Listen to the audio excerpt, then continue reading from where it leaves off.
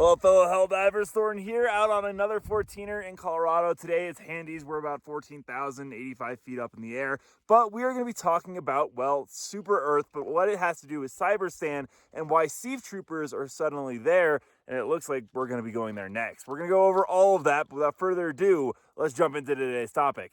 So Helldivers, the last 3 weeks has been absolutely incredible and insane to see, with the game surging with its player base higher than it has seen in a very long time, and with the Illuminate finally banished from Super Earth, it looks like Act 1 is finally over. These included the initial launch of the game, Escalation of Freedom, Omens of Tyranny, and of course the Hearts of Democracy, and with it we saw a lot go on and happen. We lost 5 megacities on Super Earth, with Equality on Sea still being there, which, you know, good job to China for going ahead and getting those divers in there. We got some new rewards, such as the fact that, well, we're now allowed to get more CO1 permits to allow us to have, you know, more baby making stuff going on. Yeah, that's actually a thing that's happening with Helldivers lore going on. And most interestingly, when all this happened, the Super Earth president was unfortunately lost defending Super Earth against the Illuminate. And with a plot twist that no one really saw coming, we thought we were going to be able to elect the new president. However, presidential authority was placed in the Ministry of Defense until a secure and managed election could be held. The new president of Super Earth has been sworn in following a landslide victory managed election.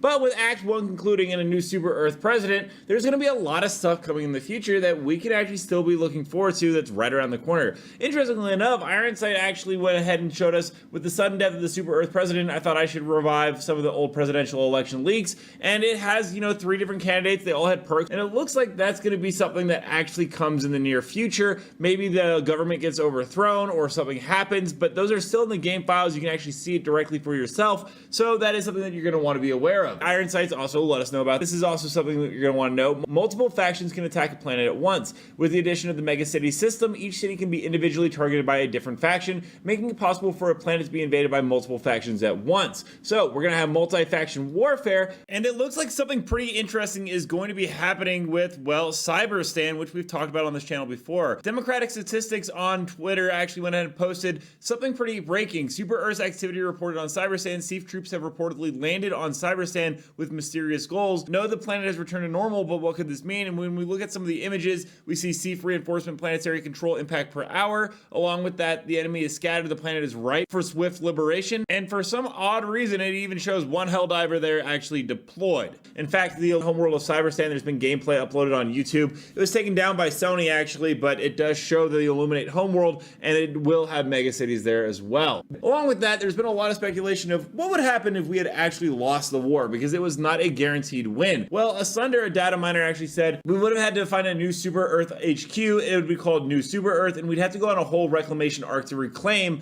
a brand new planet, which I think is pretty cool. But there was also a Coretta Kelly broadcast that got leaked. It doesn't have any of the audio, but it has all the subtitles so you can see what would happen. And this is what would have happened if we had actually lost the war for Super Earth, and what it would have meant.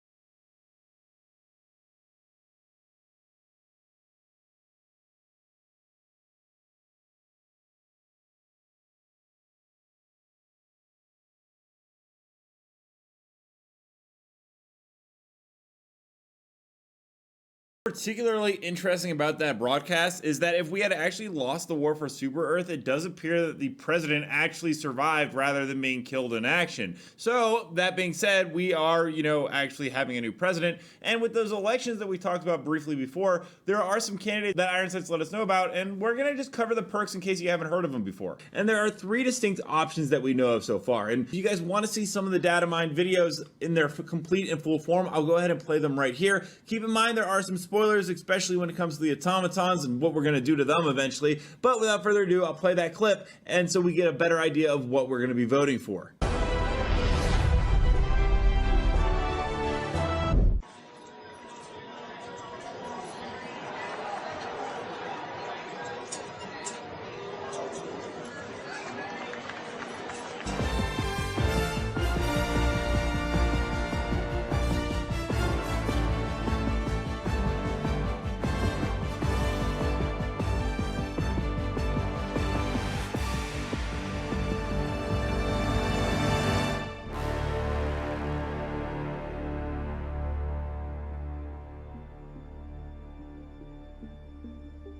Ironsights on his Discord said, just wanted to look for some new presidential leaks, small changes, nothing too big. However, he did say something about a voting terminal being set up. It was asked, so I'm assuming voting for presidents runs on the same type as UI as weapon stats. And he said, yeah, LOL, similar UI. Like this little voting terminal that gets set up. And well, there will be a terminal on our ships apparently. Hopefully this is when we get the new tier 6 progression. But regardless of that, we will have a voting station for a Super Earth president, which is likely going to be a major story point. But there are actually 3 candidates in the files, and we're going to go over what each candidate can do, how they are going to function in the game, and what Ironsights has let us know about them. Such as, this is going to be one of the presidential candidates right here, Winston Richmond Jr. Sr., which is just confusing. But regardless, he gave us some background information, such as this gentleman will be a part of the Justice Party, ulterior corporation, and focuses on medical policies, which I did not actually expect. There will also be slogans for each candidate, such as tier 1 for this gentleman is going to be justice for all cannot exist without the all. Tier 2 is by focusing on medical advancement, you can get more you out of you, and tier 3, Super Earth can defeat any foe so long as its citizens are dedicated to the cause. Your vote, our protection. I kind of wonder if this will be part of the clan stratagem that actually brings down the med packs if we elect this guy. I think maybe each candidate brings in its own firepower depending on who we elect. Now, going on, there is going to be this lady right here, known as Gun Ingbrit Morgans daughter. I probably absolutely butchered that.